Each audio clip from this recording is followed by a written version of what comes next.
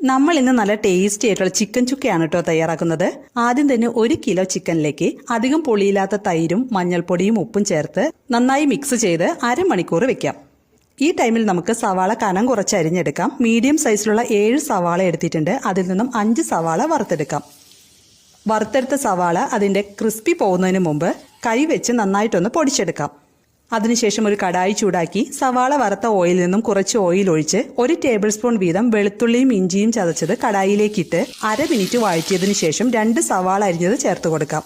ഇനി പച്ചമുളകും ഉപ്പും കറിവേപ്പിലയും കൂടി കടായിലേക്കിട്ട് നന്നായിട്ട് വഴറ്റിയെടുക്കണം. സവാള വഴണ്ടി ഈ പാകമാകുമ്പോൾ 1.5 ടേബിൾ സ്പൂൺ കാശ്മീരി മുളക് പൊടി, 1 ടീസ്പൂൺ എരിവുള്ള മുളക് പൊടി, 1 ടേബിൾ സ്പൂൺ മല്ലിപ്പൊടി, 1/4 ടീസ്പൂണിന് താഴെ മഞ്ഞൾപ്പൊടി, 1/2 ടീസ്പൂൺ ഗരം മസാല ഇതെല്ലാം കടായിലേക്കിട്ട് നന്നായിട്ടൊന്ന് ഇളക്കി പൊടികൾ മൂത്ത് വരുമ്പോൾ മീഡിയം സൈസിലുള്ള 3 തക്കാളി അരിഞ്ഞത് ചേർത്ത് തക്കാളി മൂടി വെച്ച് വേവിക്കണം. തക്കാളി നന്നായി വെന്തുടഞ്ഞു വരുമ്പോൾ നമുക്ക് ചിക്കൻ ചേർത്ത് കൊടുക്കാം.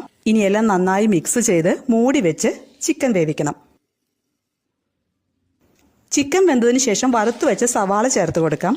കൂടെ 1/2 ടീസ്പൂൺ വീതം പെരിഞ്ജീരകം പൊടിച്ചതും കുരുമുളക് പൊടിയും കൂടി ചേർത്ത് നന്നായിട്ട് ഇളക്കി ഒരു 2 മിനിറ്റോളം മീഡിയം ഫ്ലെയിമിൽ വെച്ച് റോസ്റ്റ് പരുവത്തിലാക്കണം.